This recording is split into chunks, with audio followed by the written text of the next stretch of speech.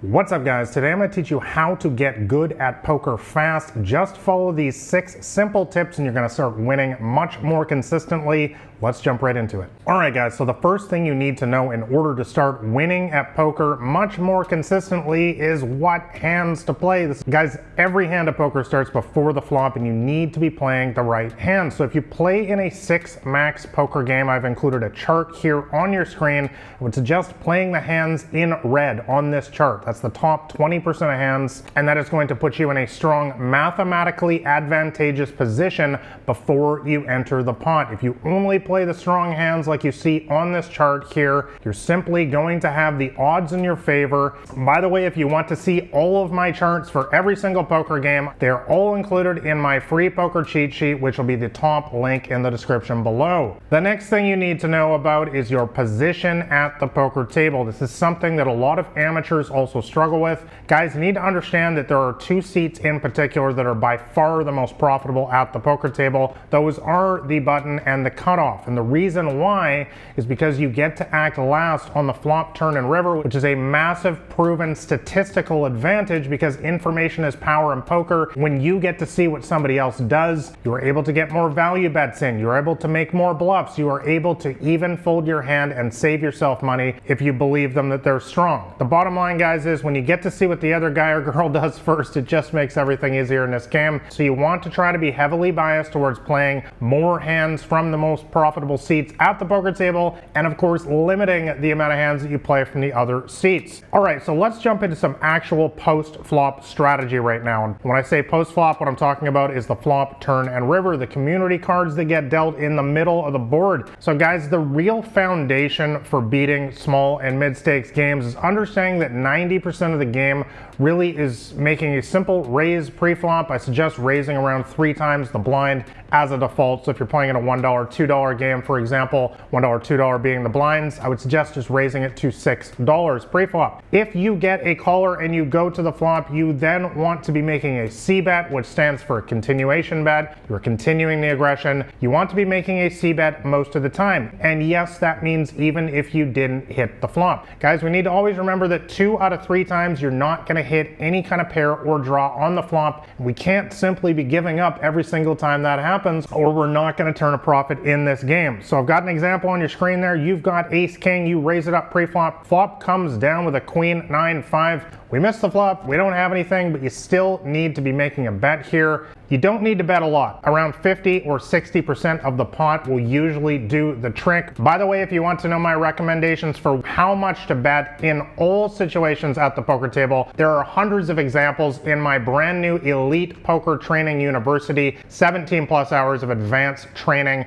dozens of cheat sheets walking you step by step through my complete strategy to crush small and mid-stakes games. You can enroll right now. I will include links to that in the description below. But guys, the bottom line is controlled aggression is your friend at the poker table. You need to be giving people reasons to fold their hand. You can't do that when you're checking and playing passively. You need to be taking control of the pot pre-flop most of the time, and then also following that up with another bet on the flop. Alright, so let's talk about what to do when you actually have a good hand. We'll talk about what to do with a bad hand in just a moment here. So number 1, you want to be taking them to value town when you have a good hand. For example, like you can see on your screen there, you've got pocket aces, the other guy's got 8-7, and the flop comes down with a 7-5 deuce. A lot of people will make the mistake here of just checking, getting tricky because they saw their favorite pro in a high stakes game doing that. Guys, please don't do this. Do not slow play in this situation because bad players, especially in small and mid stakes games, which is what 95% of you guys watching this video probably play,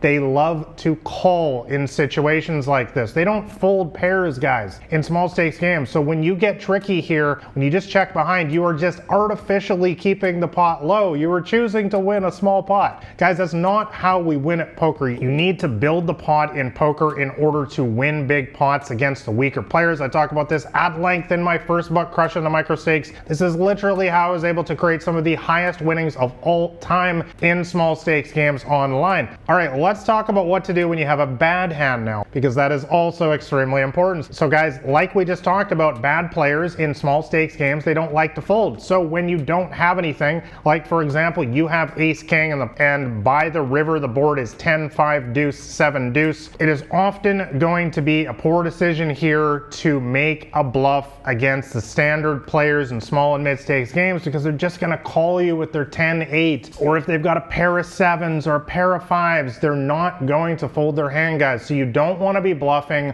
most of the time in small and mid stakes games. There are some exceptions, and that's why I do have multiple videos in my new Elite Poker Training University walking you through how to bluff some of the tighter players. Once again, there'll be links for all that in the description below, but by and large, you do not want to be bluffing the recreational players, the majority of players in small and mid stakes games, because they're just going to call you down in this situation. And my final tip for you to get good at poker fast is to prepare for endless bad beats. Guys, a lot of people spend all their time working on their strategy in poker, and it's totally understandable. This is a card game based around strategy, odds, math, statistics, and so on. But what a lot of people forget is that a massive part of poker, at least 50%, is psychology. And this is where so many people go wrong. Guys, from having coached hundreds of students myself in small and mid stakes games, I can tell you without a doubt that this is the #1 reason why people never get the results they want in poker. It's why they never get good at this game, is because when adversity strikes, when they get a bunch of bad beats, setups, and so on in a row, you probably know what I'm talking about, they go on tilt, they crack mentally, they start making poor decisions. Guys, from my 10 million hands of experience in this game and my